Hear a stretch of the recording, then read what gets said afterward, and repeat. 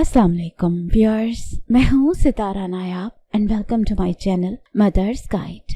आप जानते हैं कि बच्चा या तो नॉर्मल डिलीवरी से होता है या ऑपरेशन से होता है। ऑपरेशन की दो किस्में होती हैं, एक छोटा ऑपरेशन और एक बड़ा ऑपरेशन। आज की वीडियो में हम आपको वो बातें बताने वाले हैं जो बड़े ऑपरेशन के बाद आपको करनी चाहिए और वो बातें जो आपको नहीं करनी चाहिए। इन सारी बातों को हमने 3 पार्ट्स में डिवाइड किया है। सबसे पहली बात यह है कि physical activity after a C section, यानी कि सी सेक्शन के बाद आपकी फिजिकल एक्टिविटी में कौन सी चीजें शामिल होनी चाहिए और कौन सी चीजें ऐसी हैं जो आपको अवॉइड करनी चाहिए। तो पहले हम बात करेंगे जो बातें करनी चाहिए वो क्या हैं। सबसे पहले आपको अपने बच्चे के साथ एक बॉन्ड बनाने की जरूरत होती है। आपको उसको वक्त देने की जरूरत होती है क्योंकि वो दुनिया में नया होता है। उसकी टाइमिंग, उसकी फूड, उसकी हर चीज की सेटिंग की जरूरत होती है। उसका भी स्टमक सेट हो रहा होता है, इसके लिए आपको उसको वक्त देने की जरूरत होती है। दूसरी चीज, अगर आप थकावट महसूस करें तो आपने ये कोशिश नहीं करनी कि अब तो प्रेगनेंसी ओवर हो गई है तो मुझे रेस्ट की जरूरत नहीं, बल्कि आपको रेस्ट की जरूरत है। हमेशा अपनी बॉडी को सुना करें। अगर आपकी बॉडी थक गई है और रेस्ट करना चाहती है तो आप रेस्ट जरूर किया करें। इससे आपकी तबीयत चिड़चिड़ी नहीं होती और आपका जो जख्म है वो भी जल्दी हील होता है। उसके बाद आपने डेली वॉक करनी है। जो औरतें ऑपरेशन के बाद बेड से जुड़ के बैठी रहती हैं उनके टांगे उतने अच्छे से मिक्स नहीं होते, और ये जो वॉकिंग है एक तो आपको कॉन्स्टिपेशन को रोकती है और दूसरा ये कि ब्लड को क्लॉट नहीं होने देती। इसके बाद अगर आपको खांसी या छींक आए या आप जोर से कहका मार के हंसें तो आप पिलो के जरिए अपने जख्मों के ऊपर आप उसको कवर करके या होल्ड करके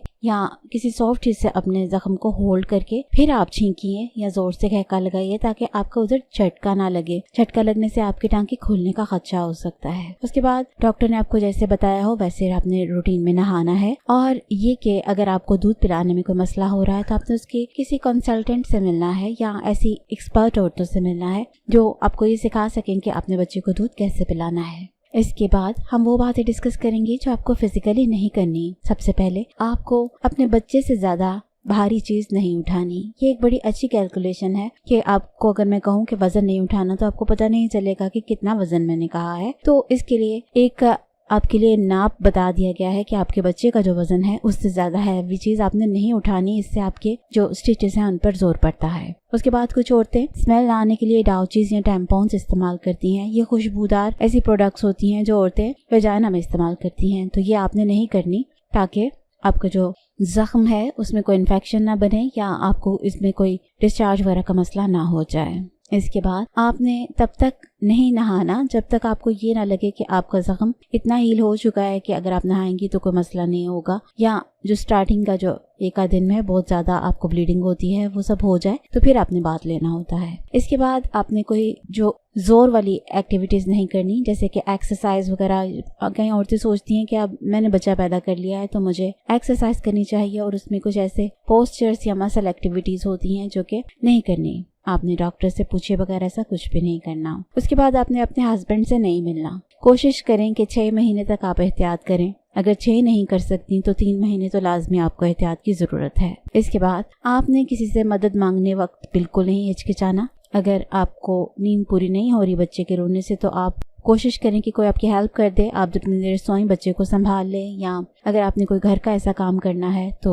उसमें वो आपकी हेल्प करा दे, तो हेल्प लेनी है आपने। उसके बाद आपने सीढ़ियाँ बार बार नहीं चढ़नी। अगर आपका रूम ऊपर है तो कोशिश करें सारे काम निपटा कर एक ही बार ऊपर जाएं और स्लो स्लो चढ़ के जाएं, क्योंकि बार बार ऊपर नीचे जाने से आपकी टांगे खुलने का खदशा होता है। इसके बाद ये जो हॉट बाथ्स होते हैं, वो हॉट टब्स वगैरह होते हैं, पूल्स, उसमें आपने अभी नहीं नहाना। जब तक आपके जख्म पूरी तरह से बाहर नहीं जाते तब तक आपने ऐसा कोई काम नहीं करना। सेकंड कैटेगरी फूड की है, यानी कि सी सेक्शन के बाद आपने क्या खाना है और क्या नहीं खाना। तो जो चीजें खानी है उसमें सबसे पहले तो पानी है, यानी कि आपने पानी इतना पीना है कि एक तो आपका जो दूध पिलाना औरत ने होता है उसको पानी की ज्यादा जरूरत होती है। उसके अलावा जिस्म में जितने टॉक्सिन्स होते हैं वो सारे पानी के जरिए निकलते हैं, इसलिए कोशिश करें कि पानी का इंटेक आप ज्यादा रखें। चाहे आप दूसरे फ्लूइड्स यानी जूसेस वगैरह की सूरत में, दूध की सूरत में आप पीती हैं तो आपने पानी का अपना काउंट बेहतर रखना है। दूसरी चीज, आपने बैलेंस डाइट खानी है। ये नहीं है कि आपने ये चीजें सिर्फ चुनी हुई खा लेनी है या सिर्फ फैट्स वाली चीजें या सिर्फ देसी घी की बनी चीजें, ऐसे नहीं करना। आप एक प्रॉपर बैलेंस डाइट खानी है जिसमें प्रोटीन्स भी होने चाहिए, कार्बोहाइड्रेट्स भी, फैट्स भी।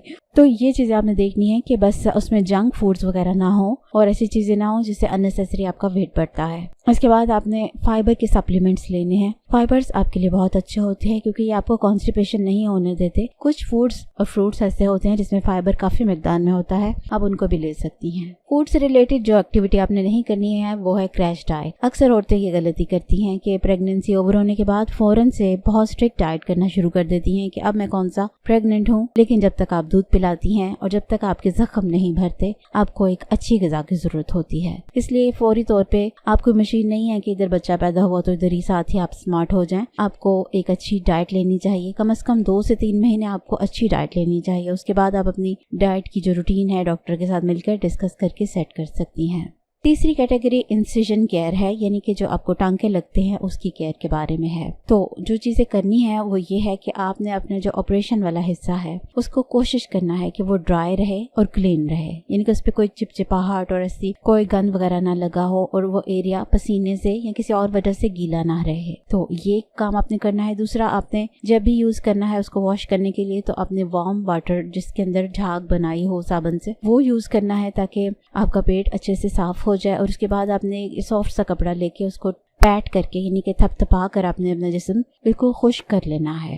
اس کے بعد اگر تو ٹانکے ہوں تو آپ نے اس کے اوپر کوئی موئسچرائزر یا آئنٹمنٹ کریم لگا لینی ہے. تو اس کا جو بہتر قسم ہے وہ ہے ایکوا 4. تو اس کے اندر وائٹامن B5 ہوتا ہے اور گلیسرین ہوتا ہے جو کہ آپ کی اسکن کو جلدی سے ہیل کرنے میں مدد دیتا ہے. اور جب آپ کے ٹانکے وغیرہ ریموو ہو جائیں تو پھر آپ اپنی کریم کو چینج کر کے سلیکون سکار, ڈریسنگ لائک بائیکورنیم یا سکار اوے کے نام سے کچھ کریمز ہوتی ہیں وہ لگا سکتی ہیں. اس سے آپ کے جو سکار کا جو اپیرنس ہے وہ غائب ہو جاتی ہے اور آپ کا جسم کافی صاف لگتا ہے. اس کے علاوہ اگر آپ ڈاکٹر نے آپ کو ٹرپ والی ٹیپ لگائی ہے کہ آپریشن والی جگہ پہ, تو آپ نے کوشش کرنی ہے کہ وہ جب خود سے ہی لوز ہو کر گرے تو پھر آپ اس کو اترنے دیں, ادروائز خود اس کے ساتھ چھیڑ چھاڑ نہیں کریں. اور جو چیز آپ نے نہیں کرنی وہ یہ ہے کہ آپ نے کوئی کلینزنگ پروڈکٹ استعمال نہیں کرنی. اگر آپ نے اپنے پاس سے کوئی کلینزنگ پروڈکٹ استعمال کی تو وہ آپ کے لیے ڈینجرس ہو سکتی ہے. اب اس سچویشن میں آپ کو یہ بھی معلوم ہونا چاہیے کہ وہ کون سی حالت ہو یا کون سی علامات ہوں جب آپ کو ڈاکٹر کے پاس جانے کی ضرورت ہوتی ہے. تو وہ بھی ہم آپ کو اسی ویڈیو میں بتانے والے ہیں.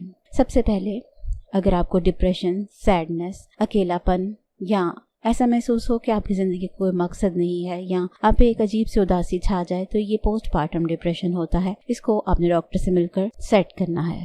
دوسری نشانی یہ ہوتی ہے کہ اگر آپ کے زخم پہ کوئی انفیکشن ہو جائے تو آپ کو وہاں پہ پین ہوتی ہے, پس پڑ جاتی ہے, ریشہ نظر آتا ہے, سویلنگ ہو جاتی ہے, ریڈنس نظر آتی ہے یا لمف نوڈز بن جاتے ہیں اور ساتھ میں بخار ہو جاتا ہے. تو یہ اگر نشانی آپ کو نظر آئے تو پھر آپ کو ڈاکٹر کے پاس جانے کی ضرورت ہوتی ہے.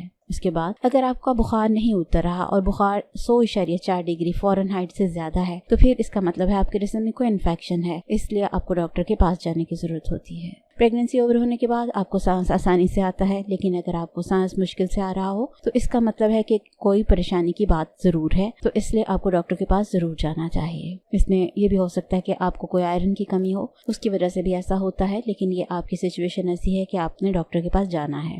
اس کے بعد اگر آپ کو یہ لگے کہ آپ کی ویجائنا سے کوئی اسمیل والا ڈسچارج ہو رہا ہے جس کی بہت گندی اسمیل ہے, تو اس صورت میں بھی آپ نے ڈاکٹر کے پاس جانا ہے کہ یہ پاسبلٹی ہے کہ کوئی انفیکشن ہو.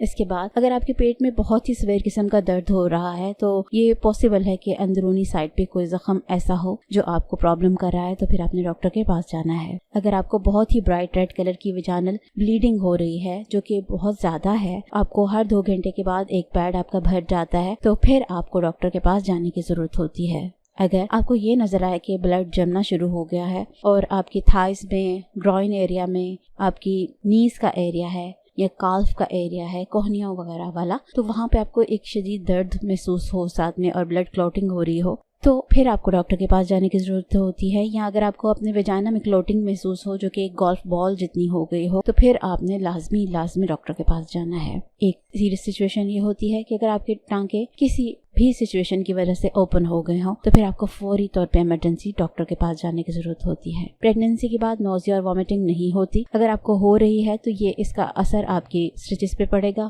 اس لیے اگر یہ مسئلہ ہے تو پھر آپ نے ضرور ڈاکٹر کے پاس جانا ہے. اس کی بھی کافی ساری ریزن ہو سکتی ہیں. اس کے بعد اگر آپ کو یورین یا اسٹول پاس کرنے میں کوئی پرابلم ہو رہی ہو تو پھر آپ کو ڈاکٹر کے پاس جانے کی ضرورت ہوتی ہے. عام طور پہ جب آپ کا سی سیکشن ہوتا ہے تو ڈاکٹر آپ سے پہلا اسٹول اور یورین پاس کرانے کے بعد ہی آپ کو چھٹی دیتی ہے, لیکن اگر اس کے بعد بھی आपको कोई मसला महसूस हो तो आपने बिल्कुल भी झिझकना नहीं और फ़ौरन डॉक्टर के साथ रब्ता करना है। आखिर में यही कहेंगे कि एक सी सेक्शन की केयर ऐसे ही है जैसे आपने अपने न्यू बॉर्न की केयर करनी होती है, इसलिए इसको आप इजी होकर और ध्यान के साथ इसकी केयर कीजिए। जो जो बातें मैंने बताई हैं अगर आप उनको फॉलो करेंगी तो इंशाल्लाह आपको बहुत जल्दी हीलिंग हो जाएगी। आइंदा वीडियो में मैं कुछ टिप्स भी लेके आऊँगी जल्दी हील होने की और जल्दी रिकवर होने की। तो तब तक के लिए आप अपना बहुत सा ख्याल रखिए। Take care. अल्लाह हाफिज़।